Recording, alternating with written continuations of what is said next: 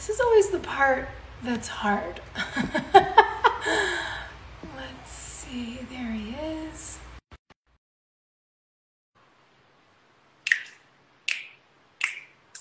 Oh man, I'm like, Tom's coming. I'm prepping already. Hey, Sophia, how you doing? Woo! We did it. What's up, dude? Hey, Maggie. How's it going? And then see, there's the dog. She's just barking away. Maggie, come here. Come on. That's a nice sound. Hold on. Let me put her outside. Come here. Let's go outside. Go outside. Oh, why Sophia's putting out the dog. Hey, how's it going out there? This is always the fun thing about working from home, right? Let me make you a little louder, too, so I can hear you. Hi, guys. How you doing? How's everybody doing? Happy Cinco de Mayo. Happy Cinco de Mayo to you, too. I like that little side towel you have there. You know, I'm very excited. Not only did I get a fancy towel from our friends at Cholula. Look at this. Look at this hot sauce thing that they made for me. I know. I've got a bunch of it, too. Hello? Amazing. It's sick. Wow. Good stuff. What are you making? To everybody who's tuning in, if you saw my announcement or Tom's announcement, Cholula, with us having this little cook-off, is helping to raise $100,000 for Save Independent Restaurants. Tom, can you speak to that a little bit? Yeah, sure. The Independent Restaurant Coalition was formed pretty much right as we were shut down, as all restaurants across the country were shut down. And a group of us got together. It started with a small group, and it expanded to over 1,000 chefs and restaurateurs across the country.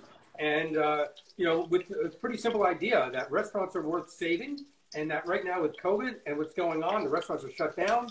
Roughly 6 million people are unemployed.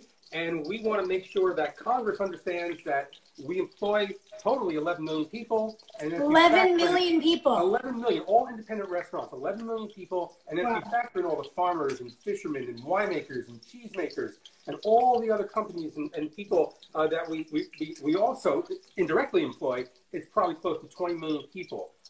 We actually pump $1 trillion into the economy. And so $1 trillion a year from restaurants? Yes, because you got to figure 95 cents for every dollar that we take into a restaurant goes out, either to our employees in the form of payroll, our suppliers, rent, insurance, and things like that. And so we have a pretty big footprint, and we want to make sure Congress knows that we're struggling, and we're going to need help to get not only open, but kind of stay in business for the next, year at least. What we don't want to do is open up and then a few months later have to shut our doors down and everybody's back on employment. Yeah, of course. So we got together and we're making a difference, and I just want to thank Cholula for making this big donation and helping us. And so thank you. It's so cool. Oh, look at me. I forgot. I got my towel on like a chef, but I haven't put my apron on. And you've got something sizzling, which just reminded me that I will too soon, and I'm going to get splattered. What are you cooking over there? So I have a very what I have is I have a duck. So it's a duck breast. There's the duck breast right there. Oh. I mixed the duck in some cocoa, some coffee, and a little bit of chilies. Okay. Cocoa, coffee, and chilies. That sounds amazing. So that's cooking really, really, really, really slowly. So the skin gets nice and crispy. See, I scored it, and there it is. We're gonna. How do those, for folks who are watching, especially probably some of the folks on my feed, because I'm obviously an amateur and you're a pro. What's the flavor profile like? Why do coffee, cocoa, and chilies go so well together? Can you walk us through? Yeah, I think those flavors have an affinity for each other. When you think of like moles and stuff like that, there's clearly cocoa in there, and I think you often get those coffee sort of notes, even though there's not coffee in a mole. And maybe there could be, but I think you get those notes. And so I thought that this would be a good combination. I've seen other recipes where they lacquer a duck with coffee. So I thought it was a good combination of things to put together. Okay. I like it. Well, you're on the East Coast. Are you in New York or in New Jersey? I am in New York. I'm in a small little town called Mattituck. It's on the North Fork of Long Island. So we're in our little farmhouse here and hunkered down. All right. And you guys are staying safe? Yeah, we are. We're staying in for the most part, except for going out shopping for food, and that's really it. The kids are doing their distance learning. That's its own challenge. That's a whole thing. Yeah. Are you guys able to support like local farmers and food purveyors? How's that working where you are? Absolutely. There's a farm close by called Eight Hands Farm. They raise chickens and pigs and lamb. Wow. And it's a great system they have worked out. You reserve a half an hour. They send you the list of what's available. You check it off, and you go there and hand it. Wow. Yeah, it's really cool. And That's so neat. The farms haven't really kicked in yet because it's still pretty cold here. But it's going to happen soon. But yeah, there's a lot of farm stands out here, a lot of local wineries out here. So yeah, I'm sure out in California you got a bountiful out there. Yeah, I'm so thankful. There's a lot of restaurants here in LA, from Gwen that does really beautiful meats to Kismet. They're doing really incredible like farm boxes. Even Sweetfin, it's a poke restaurant out here, is doing produce boxes, so you can order fresh stuff and kind of keep it going. So to your point, you're making duck here on the East Coast. It's cold. Duck's nice and fatty. I am doing like a classic California Baja fish taco. Oh, okay. I pre-chopped all my tomatoes. I just minced my garlic live with you. I also pre-chopped my onions because I was so paranoid about my cutting skills, which you would have been observing. There's no judgment here. This is COVID. There is absolutely no judgment. No way. Listen, I'm competitive, Tom. What do you want from me? So I got onions chopped. I've just mixed in, or tomatoes chopped rather, mixed in the minced garlic. I've got all these onions chopped here. And then I love like a good cabbage with a fish taco. So I mandolined half of a head of cabbage. It's really beautiful. It's really crispy. What's going in your duck? Okay, so aside from the duck, I have a little fennel slaw that I'm making that you just reminded me when you said you're using cabbage. I completely forgot to prep it, but I'm getting that right now. So it's going to be a little fennel slaw. And then a roasted garlic salsa. And so garlic salsa. Yeah. Okay. So what I have here, I have some roasted garlic. It's really just garlic that's cooked in olive oil. It's like a garlic confit. And then I'm going to take that oil and I'm going to chop up some parsley, some scallions. I have some garlic chives that I got out of the garden, some chives out of the garden, and some cilantro, and make like a green salsa. Mix that with the garlic oil, and then I'm going to use the Cholula green in there. So I'm making like a green roasted garlic salsa that will go on top of the. I am. Tom, one of my best friends and I have been quarantined together since this all started. She has just arrived with some extra supplies for me from the grocery store. Let's love everybody. That's what that is. Grocery store. Yeah, I'm getting ready to do a little milk mixture for this breaded fish. Hello. Who's your friend? Come say hello to the people. What are you cutting over there? So this is the fennel for the fennel slaw. Wonderful. We'll disinfect those. We have a whole disinfection protocol here. Yeah, we have one of those too. I need to disinfect my hands. Wash your hands, ma'am. Wash your hands. See, I've got my recipe printed out over here, everybody, because I'm like, Tom, I can't do this stuff from memory. I'm just winging it. You're winging it? I am completely winging it. Are you kidding me? God, I would love to be able to make a duck taco winging it. I'm just completely winging it. There's some things I can wing, like a steak on the cast iron. I can wing pasta because I grew up with my mom doing all her grandmother's recipes from Italy, but I can't wing things like tacos. My whole life, I spent my whole life winging it. Are you kidding me? This is what I do. 1 second. Saying hello. This is Sam, everyone. Hey, Sam. How you doing? I've set up a bar for us. Perfect. Guys, we decided that with a taco, you need a cocktail. So I've set up for us Revolutionary idea. a tequila, revolutionary. I've set up for us a little bar. We've got mezcal. We've got tequila. We've got Victoria, which happens to be one of my favorite beers from Mexico. We've got some mangoes and some limes. I made a little, I did sea salt and chili powder in there. We're going to get our spicy margarita on. All right. It's going to be great. So, okay. I have a cocktail too. You have a cocktail as well. And I have a bartender too. What? And so my son my son Dante. I would love for you to be the bartender. He just said his son is his bartender. I didn't know you had a bartender. I do. Well, I just happened to be quarantined with a bartender. He bartends at a restaurant called the Happiest Hour in the West Village, and he's going to put together a cocktail. It's like a margarita with, what do we have? So it's a margarita with mango and a little cinnamon. Margarita. You're doing a margarita with? No, you're telling him about my cocktail. No. You're making a mango margarita also? You're making mango? No, are you really? Dude, Kismet, we're making mango margaritas with mezcal floaters over here. We're not messing around, my friend. Awesome. We've also got I like more this. hot sauce, thanks to our friends and sponsors at Cholula. So we were thinking we might even mix a little of that business into our cocktails to make We're extra there. spicy. We're there too. This is great minds think alike. I love this. You know what? We're all on the same page here. This makes me feel really good, though, because you're a pro, again. So if we came up with the same kinds of cocktails you did, we're really nailing it. I love that. We can share drinks. So, you mentioned earlier about those CSA boxes. I think that's such a great idea. Aren't they cool? Yeah, because, part of restaurants closing, all of those suppliers that we use, those farmers that we use, and the people that we rely on to make those great products, they're really struggling too. Yep. And so a lot of restaurants are doing just that. They're taking those products and they're turning their restaurants essentially into grocery stores, but using all the and those great, that great produce and great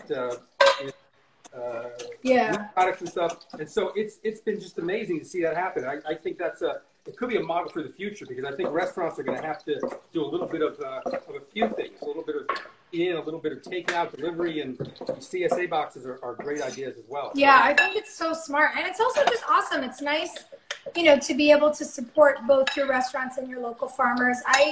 I usually make a habit of going to the farmers market on Sunday mornings. Mm-hmm. And so this is a really nice way to be able to go in and do a pickup and support everybody. Yeah.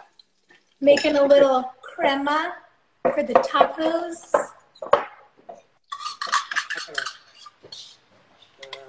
Yeah, someone's asking me to do something. I don't know if I could do that. I'm being asked to post the TacoCon photo. I don't know if I could do that right now. I don't think we can post while we're live. Okay, so here's the cool thing.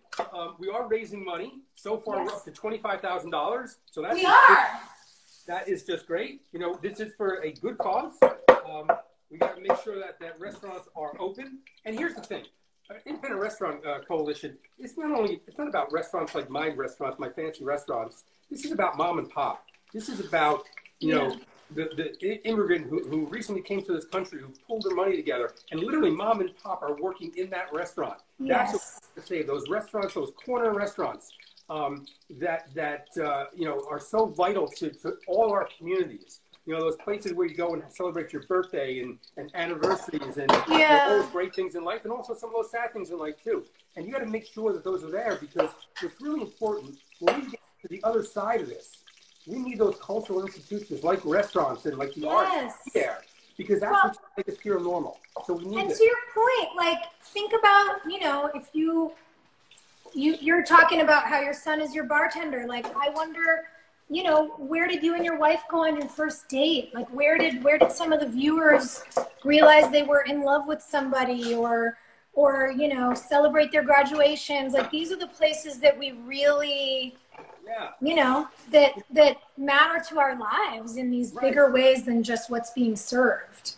Yeah, and that's exactly right. Restaurants are more about, it's much more than food. I'm a chef, and but it's much more about food. It's about, it's about that place where you can go, that song where everyone knows your name. Where you're familiar. The place where you walk in, Cheers doesn't have to ask you what you want. They know.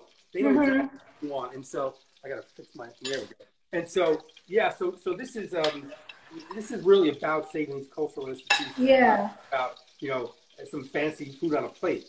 And so this is why it's we're fighting hard to make this happen. Tom, are there restaurants in your neighborhood where you've got a dish that everybody knows you love? What's your local, and what do you get there? I have a 9-year-old and a 10-year-old at home. I don't get out much these days.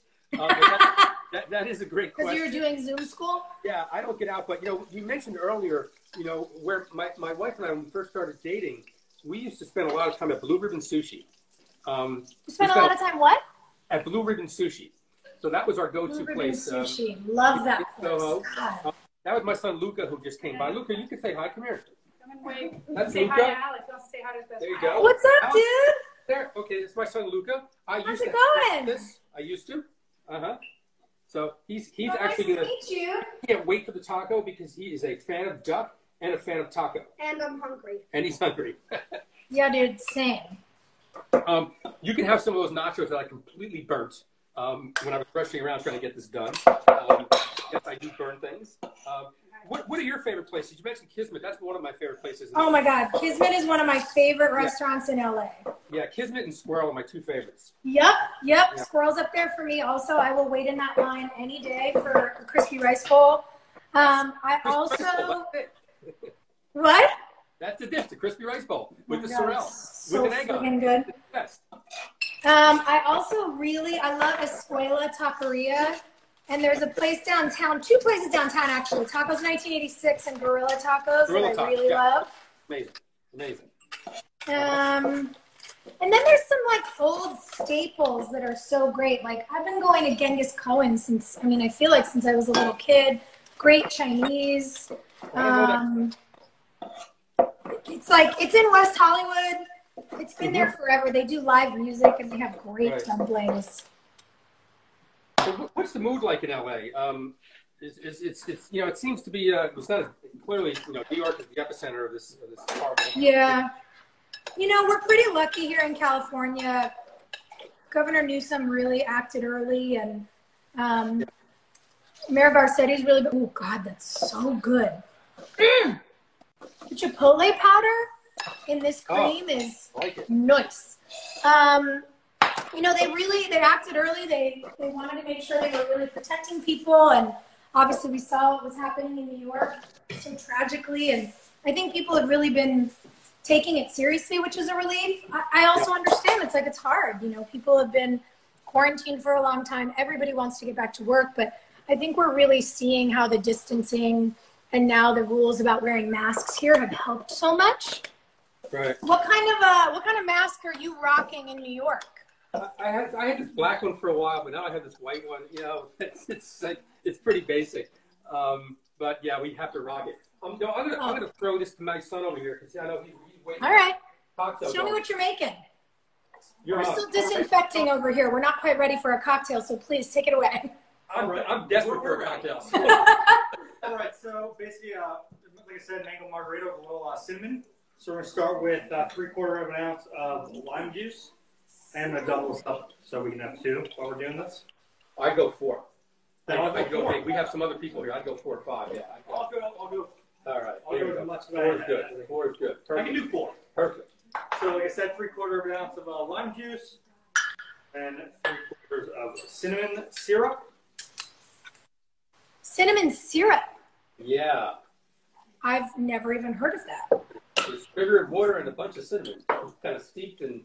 Did you put the chilies in the syrup? I did not know that's going to come with the. Okay. Just want a little peanut oil for the fish going in the skillet. I actually don't want to fry this yet. You got so much time. I'm gonna wait. I'm not gonna do this. So the Cholula, using the chili lime. Chili lime, why not? Ooh, a couple dashes, lots of dashes. There you go. I think it's fancy. Yeah, we might have to cocktail. Ounces of tequila.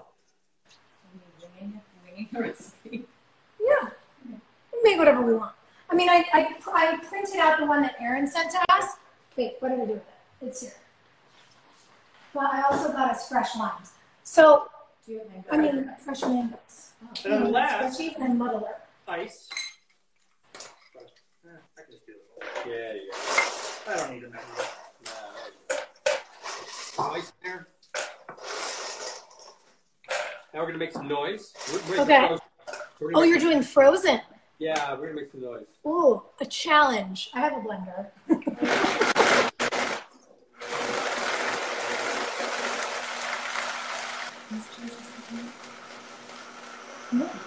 Yeah, I'll melt those down. No. I'm also gonna make us some queso. Not live, but I'm gonna do it.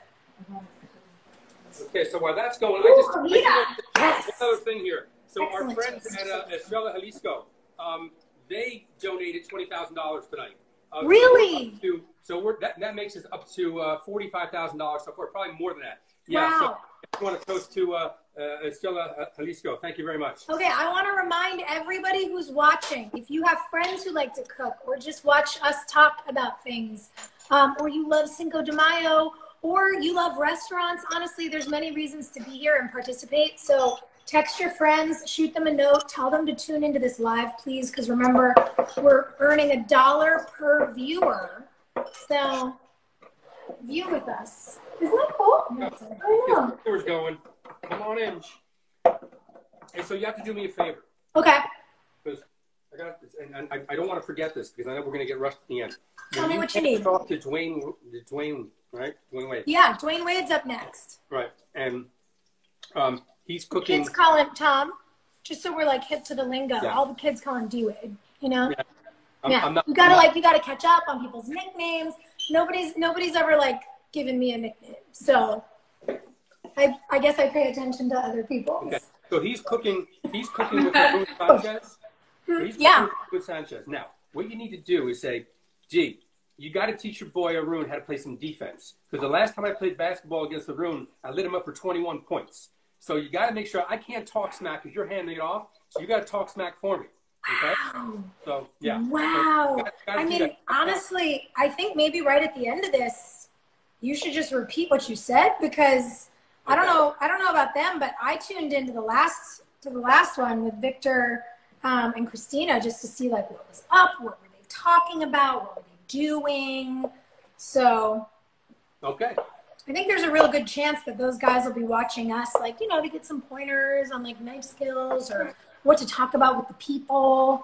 Again, we just got to talk a little smack from my boy Arun Sanchez because, we got to tell the public how bad he is. You can't believe I love that all you chefs are friends and really just mercilessly make fun of each other. It's great. So, little toast here. Kind of like our friend group. Cheers. All right. Oh my God. What's that? Delicious. Ready? Okay. Shall we make the cocktail? Yes. Okay. Where do we begin, Right. Sam? Okay. Guys, Sam is the resident bartender in my house. She has very real skills. I'm not good at following a recipe, but Listen, I do the cooking, you do the drink prepping. It works out really well for us. this is why we've survived. Honestly, we're thriving. Thriving at mealtime. Wait, so we do the little thingy. So, Sophia, I hear you have a new dog. I heard the dog. Is that Yes. dog, right? Yes, she was the one barking. I actually got her in frame to say hello before you joined, and I had to put her outside because she is underfoot, and these knives are sharp, and I'm trying not to screw up in front of you. So I'm pretty psyched because tomorrow I am driving to pick up a little puppy. What kind of puppy? Well, she'll be a flat-coated retriever. Our family dog died in November, and it's just been pretty bad. And so we figured enough time has passed, and we're gonna take the little ride up there and pick up the puppy. So we're pretty excited about that. That's so exciting. Yeah. Yeah, I lost one of my dogs last year this time, and I don't know. I wasn't quite sure I was ready, and my big dog, my youngest dog, who's now 10, so he's not that young, was going to stay with my parents while I went up to Toronto to shoot this show. Right. And then this happened, and then my mom was like, well, cool, your dog's quarantined with us, and we love him, and I guess when rules are lifted, you can have him back. And I was like, okay. So when I came home, I figured I've got all this dog food, I've got all this time, I might as well help some of the shelters, which were freaking out about all the adoption fairs getting canceled. So I started fostering, and I got one of my dogs adopted out really quickly after 2 weeks. But then Maggie was just perfect, and I was like, no, she's got to stay. She's got to stay. So my mom and I have taken her and Griffin, my dog that my parents have right now, on some distanced walks. My parents are really happy to have Griffey home with them. So I don't know. We're doing a weird blended, mergy, quarantine family dog extravaganza. Quick cue. Quick cue, man. Did you want to do a all tequila mezcal floater or all mezcal? I feel like we do a tequila mezcal floater. I feel like if I have a mezcal at 5 o'clock, I'll be on the floor. A little more. But see, the whole thing with mezcal is that you like more awake because he's being drunk. I mean, all right, let's go. You know, It's a holiday. Let's do That floater it. was a great idea. We're gonna Never miss put an the excuse floater as to well. follow something. Great idea. We do love a floater. Yeah, I do too.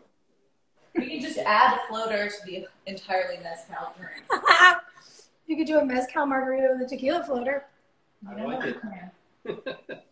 Nobody's mad at it. Why not? We got the suggestion actually for this mezcal and mango situation from one of our best friends, Aaron. He and his buddy Brian, you may know them as Aaron Paul and Brian Cranston, started this cool brand, Dos Hombres. Dos Hombres. And the It's mezcal amazing mezcal. fabulous. They couldn't find a third, huh? You know what? I mean, it's like it's the two bros. What do you want? But they are actually doing another super cool thing while we're talking about all the ways that the food and drink industries are banding together right now. All the purchases of their liquor right now, they're donating all the proceeds to the Bartenders Fund to make sure that all the folks who work, obviously, in all the fun bars that we're used to going to that are shut down right now, are also getting supported. So it's been pretty neat to see, you know, whether it's our friends' brands or just companies we really like and believe in. You know, again, our friends at Cholula, like folks are just donating money and really making sure to support the service industry workers in the restaurants and in the bars. And I just think it's pretty awesome. Yeah, you know, I agree. I think, you know, in times like this, in crises like this, I think people come together, and they come together and they realize that, you know, we're stronger together, and, you know, hopefully this will last a little longer. It'll last past this crisis, and maybe we'll find all this kindness. Well, in America, that's more empathetic, you know? I think so many people are one, you know, disaster away from needing support, needing help. And so, you know, from no fault of their own, people struggle at times. And so hopefully we'll have a more empathetic America who can understand people are struggling, know that we should have a strong safety net to sort of, you know, support I people. hope so. Yeah, I hope so. I heard a statistic maybe a year or two back now that the average American is an unexpected $400 bill away from either food insecurity, rent insecurity, bankruptcy. So I think that's a really good thing for a lot of us to understand and be able to put into perspective, and just remember, like, life is expensive, life is hard, and folks need help, and especially now to figure out ways that we can be helping feels really important. I agree. You know, food insecurity, you know, prior to COVID, we had about 38 million Americans who were on food assistance on SNAP. And, you know, numbers I'm hearing right now is that numbers can, you know, jump by another 71%. So that's another 30 million people, right? And so what do we aspire to after this? Going back to 36 million? Yeah. We have to do better than that. And I think we have to do better than that. Yeah. Especially in a country that has 40% food waste. Like, we produce a lot of food and we're just not distributing it as well as we should. We're not making sure it gets into the hands of people who need it. And hopefully all this sort of creative thinking around how to keep farms in business, how to keep restaurants afloat, you know, all the stuff people are putting their heads together on now, I'm really hoping that all that incredible creativity results in better systems for, you know, things like we're talking about, people who require some help. Yeah, right now it's time for big thinking, really big thinking. Yeah. We get a lot done right now. We can kind of, you know, get things done. So that's what I'm hoping, that there is a silver lining at the end of this. Okay, so I have my duck. My duck is cooked. All right. My goose is probably cooked too. But my duck is cooked. Salsa is ready. So the salsa, if you can get in there and take a look at that. So this is all those green herbs and scallions and everything that I make salsa verde. And then I mix the salsa verde with that onion. With the garlic confit and all that garlic oil. So that's a garlic salsa. Okay. We have our cocktail. We have our slaw. Wow. We have where's Luca? Luca, I have a taco almost ready. Luca. I'm dicing cilantro over here to add to these tomatoes and all this fresh garlic and onion.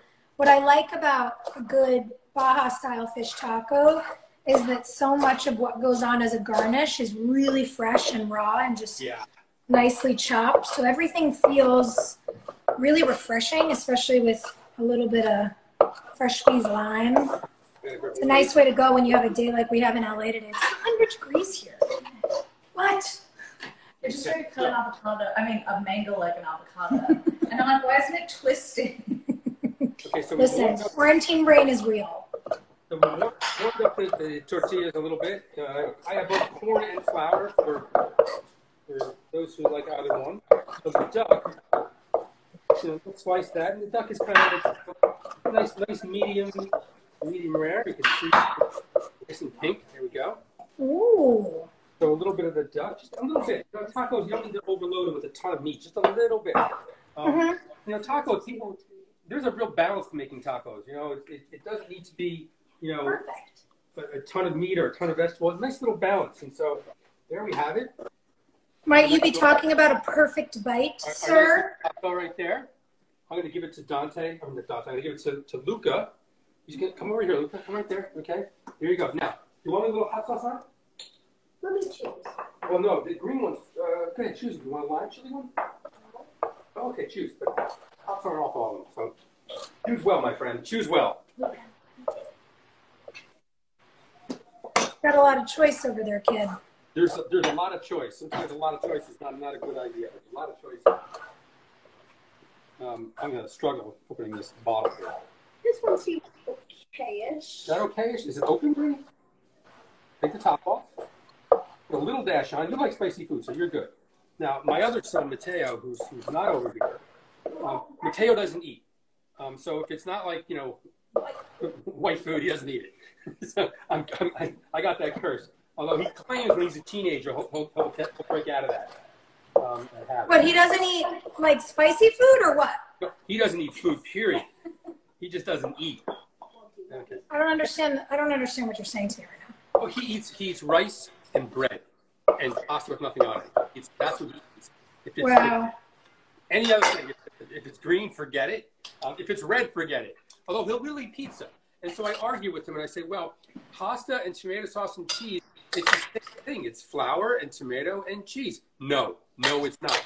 And he gives me this. Mateo doesn't eat that. So that's what I get. Wow. This is actually my first time trying this spice. You like that spice? Oh, well, go ahead. Would you like a taco? I got this nice situation going. What's happening? I can make you a taco. Corey's trolling you. Right. Corey, be nice to see Make some tacos. Okay, so we're full on in the taco mode right now. You're full on. We're going. I got. All right, I guess I should fry up a piece of this fish so we can. You know, it's a little. Look at all of this, huh?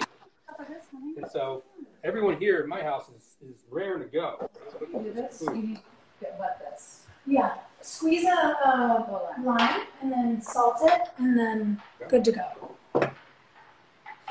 Okay.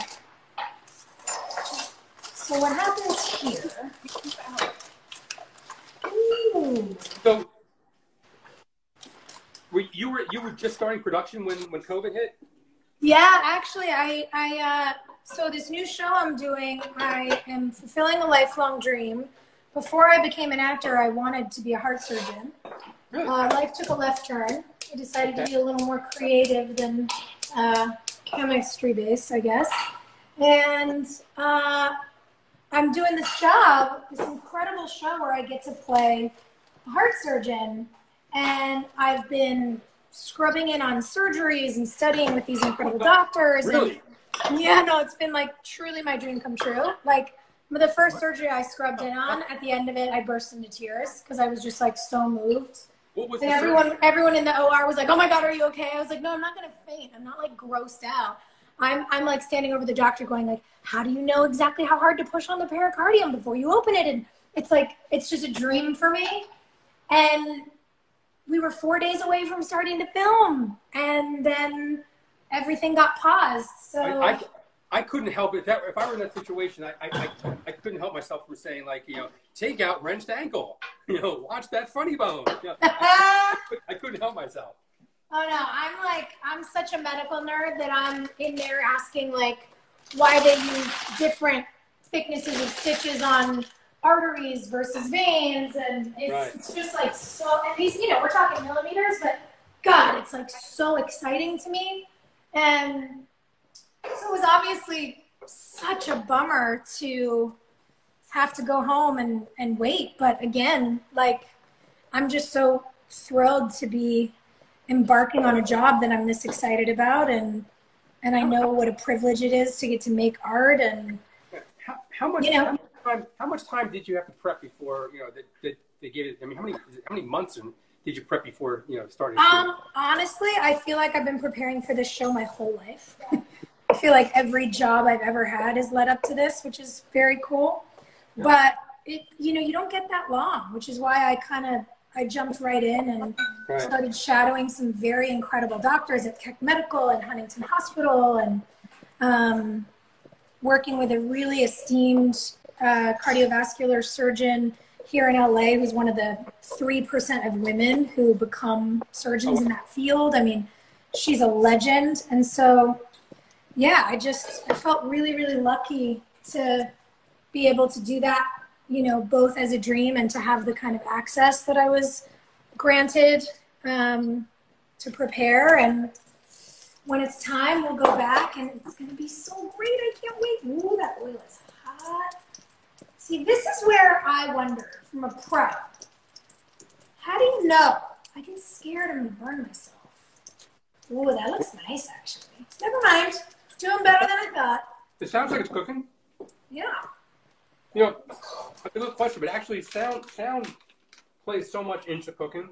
You know, when you're cooking, it's not only visual, it's audible as well. Because, you know, when you're kind of in the rhythm, you hear the sputtering of the pan, and you can tell if it's too fast or cooking too hard. You can slow it down a little bit. So, so good. It's great to use all those senses when you're cooking. Yeah. The mango and the lime, that smells so good. Wow. Sam is fresh muddling a mango back here, in case anybody wonders. Got my towel and I'm muddling. You're nailing it.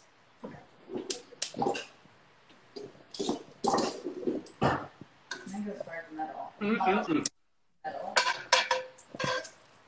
Muddle. That's the best taco I've had all day.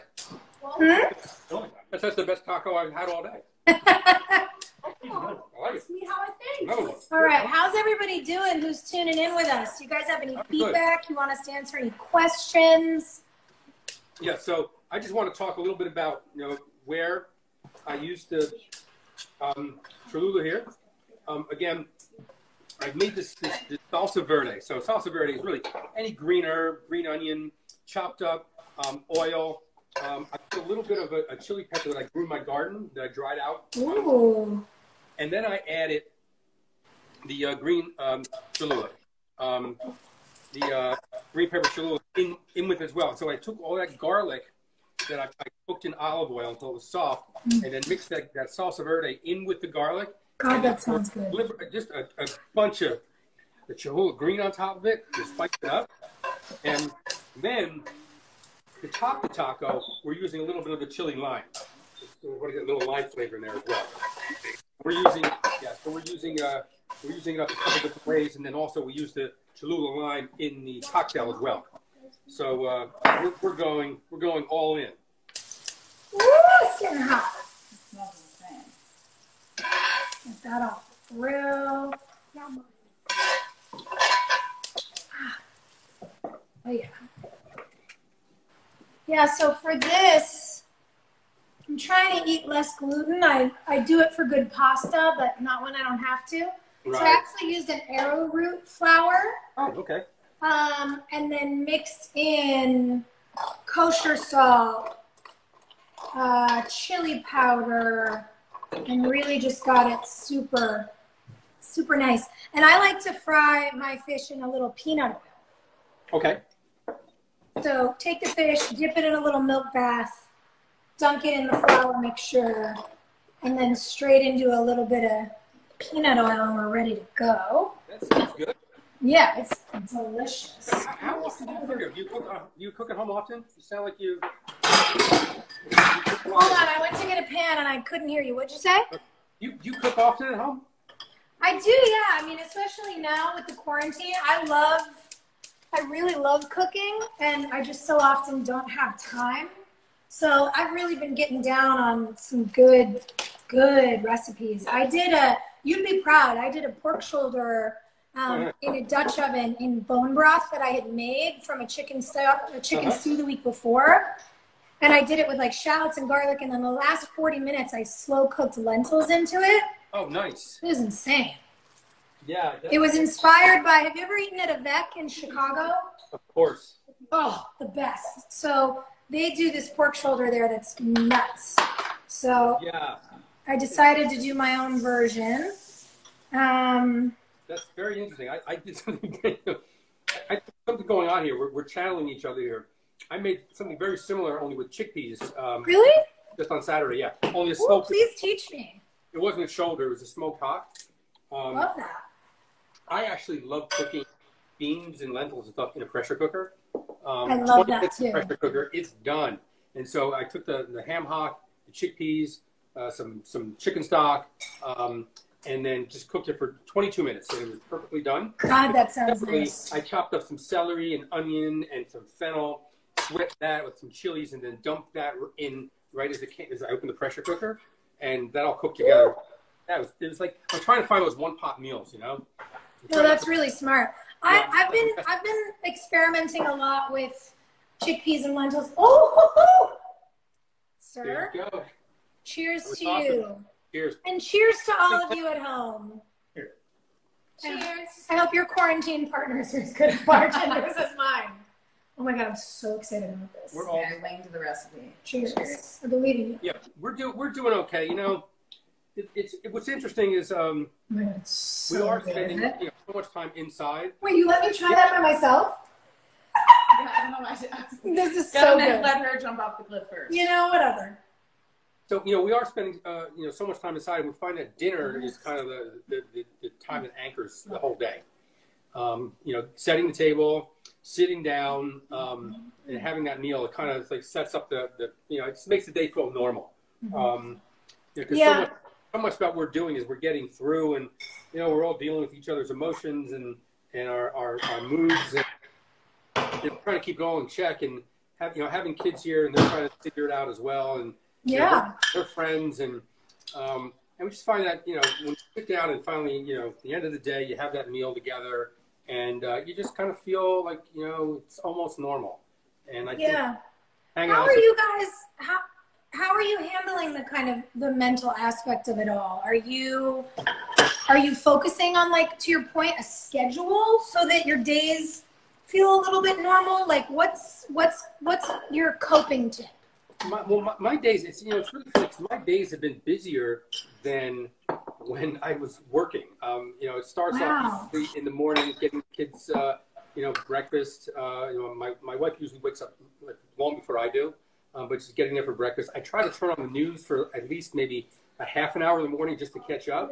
Mm-hmm. And then I'm on phone calls the rest of the day, and doing press hits and things like that. Wow. You know, also working with my team. I still have, our core group of people that are still working, and we're, meeting and trying to figure out like what's next and how we're going to reopen. And so my day is pretty filled up. And usually by 5 o'clock at night, I'm spent. All right, I'm giving you a preview of what's happening here the sun's real bright in my kitchen right now. So we've got the fried fish, the chipotle crema, fresh tomato, garlic, cilantro, and onion. And then I'm doing some cabbage. And then I'm coming in on the fresh lime. And this, my friend, is my very dreamy I love it. Baja fish taco. Look at that. You're getting a lot of love. I'm seeing people just loving it up. Yeah, we did it. Yeah, it's all good stuff. I fried fish while we talked about our mental health, and I managed to not light the house on fire. Well, that's how you do it. Cool. Well, so I'm looking at some of these comments here. Lots of smiles, lots of thumbs up. Bodie gives you a thumbs up. This is so good. Sophia. How do you stay positive even times are this hard? That's all we can do. Someone said nice glasses. I am blind. I can't see anymore, so I had it so I can read here. Murphy Scott says lots of love. what's up with the breakfast, Tom? What's up with your go-to breakfast? My go-to breakfast. Need some chili lime on It's just like cereal. I'm lucky. The other thing I'm doing is, speaking of breakfast, is trying to use leftovers. So if we have leftovers the night before, we're using it. I mean, Sophia, you mentioned earlier that as a country we waste 40% of what we produce, and so trying to cook with a plan and being really mindful of the way we cook and the way we shop. Just trying to make that work. So that's it. Breakfast is a lot of times it's leftovers. Yeah. Leftovers are great. The other thing I was saying before I got distracted by how delicious that is your point about lentils and chickpeas. So I read this thing about how we could really change the food system in America if people could commit to being vegan before 6, meaning do your breakfast and your lunch plant-based, and then whether you're a pescatarian, you eat meat, you eat whatever, do whatever you want to do. And that it would change, things for the environment, for the ways we produce animals, for whatever. Yes, I think that's a really great kind of goal to set, because a lot of people don't necessarily feel like they can make a huge, maybe such a huge change as going pescatarian or vegetarian or vegan or whatever. And so I've been really getting down with a lot of interesting lentils, chickpeas, things like that for proteins during the day, because stick to that and then you're cutting 66% of meat out of your diet, which is pretty great. Yeah, the two people, Mark Bidman's been really focused on. He's a food writer. He used to be from the New York Times, and Jonathan Safran Foer just wrote a great book suggesting that. Love that book. I think it was We Are the Weather or something like that. I think that's it, but I'm forgetting. But great read. But everyone could do it. And the thing is, you think sometimes that you don't have an impact as an individual, but those little steps that you can make, that you take as an individual, can have a huge ripple effect. And but you figure if you're doing it and other people are doing it, maybe you can actually, change things. But we can consume less meat. Listen, I own steakhouses as well. Yeah. But I still would say, eat less meat. It's okay. Save special. And if you're going to eat meat, you don't need 12 ounces, 14 ounces. Make it smaller and fill out your plate with more vegetables. And so the center of the plate is not the meat anymore. The vegetables are the center of the plate, and the meats are the accompaniment. That's a good way to go. Yeah. I mean, it is hard to just completely, get rid of it. But that's good for all of us. Put it down. Yeah. Cool. We just got a comment. Somebody goes, I can hear Sam's camera. She has a very cool one here with her, guys. Sam, in addition to being a phenomenal bartender, is a very talented photographer. What'd you bring us tonight? Someone says Dante needs his own show. I think it was his girlfriend, actually, who said that. What's an Olympus pen? Do you know about cameras, Tom? I don't, but it looks like a little point and shoot from way back when. Yeah, it's a half frame camera. So for every one photo frame, there are 2 vertical, portrait-oriented photos. So cool. So it kind of allows for an artsy process, because thinking of what photo is going to sit next to the photo that you're shooting is fun. And it's it was actually invented just to be able to get more photos out of a roll. Oh, I love that. So there's film in that camera. Yeah. There's actually film in there. That's yeah. I love some film. Nice. Yeah, it takes more patience, but I like it. All right. Well, I'm trying to get some information here, guys. So far, you told me you were gonna give me information as to where how we're doing and how much money we're raising. So give us some stats, guys. Who's behind the scenes? Let's go. What are you doing back there? Ooh, and hold on. Oh God, let me not break the phone. How are we doing? What are we? I think we're up to 20.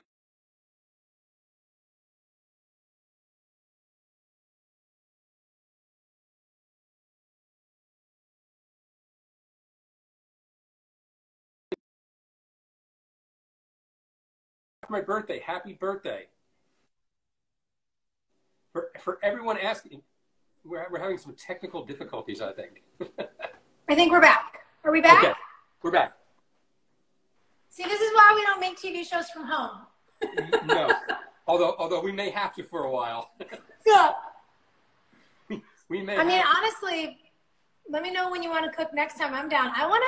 Next time we do this, I would like to try to make what you're making at home and see if I can measure up in any way.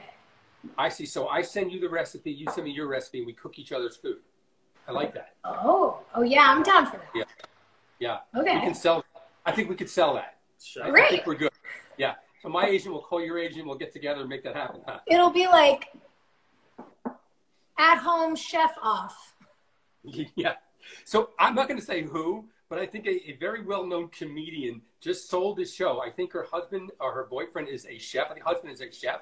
And my understanding is they sold the show where he's going to teach her how to cook. And she's a comedian, so it's a comedy.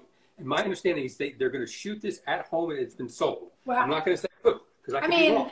But, just by the description, I'm like, I know who that is. I know who the comedian who's married to the chef is. Okay. That makes me feel very excited.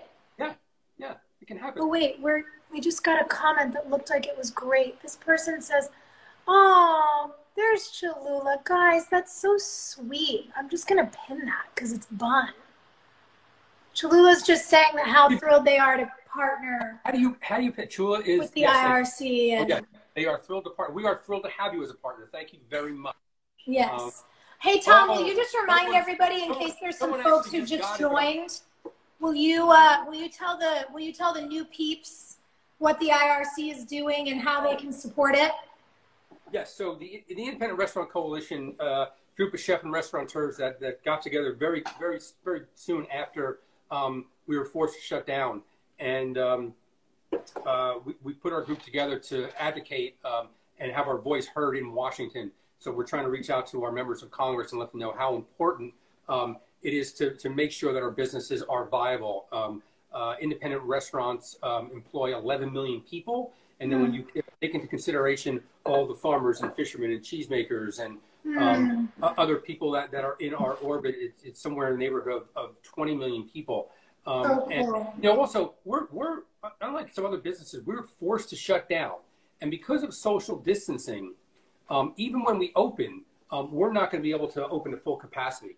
And on top of that, I don't think people are going to be very comfortable walking into a restaurant when you have a bartender or a waiter with a mask on. And so we're looking at a year of really sort of tough times. And so we want to make sure that we can stay, we're open, we're viable, and that, we can keep those 11 million people employed. We can keep those farmers and fishermen employed.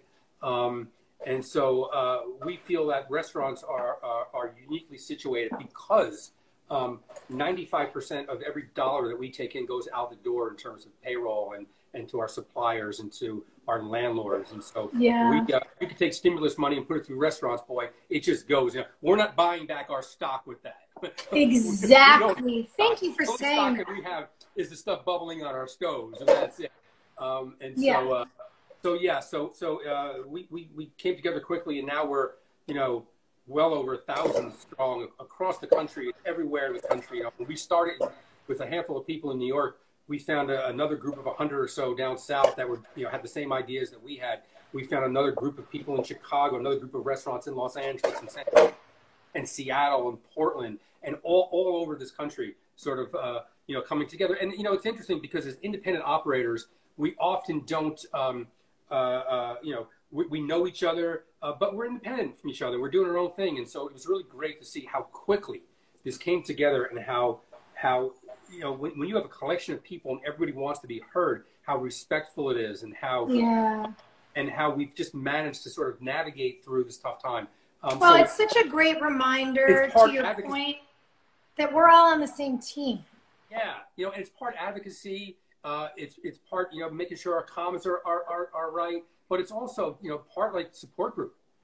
So it's everything wrapped in, and we're all kind of going through this together. We want to come out the other side, and listen, we're not looking for a bailout. We're looking to get our people back to work because we want to be there for the public when we come out the other side of this thing, so you can feel normal. You can go to that place that you love and you can support. And again, this isn't about fancy white tablecloth restaurants. This is about mom and pop and Main Street. This is about that recent immigrant who pulled all their money together, and it is really a family business. The mom and dad and kids are all working. It's about those restaurants too. It's about all of us together. That's so beautiful. I really love it. I love the way that all the restaurants are coming together and just proving what a family the food service industry can be. And to your point, everybody from the dishwashers to the farmers who you buy your produce from, like all of these people need support, and all the families who, you know, have those great local spots that we love so much. We want to make sure that they survive on the other side of this thing, and have that we all have those restaurants to go back to for our big celebrations and our big kind of milestone moments in life, you know? Yeah.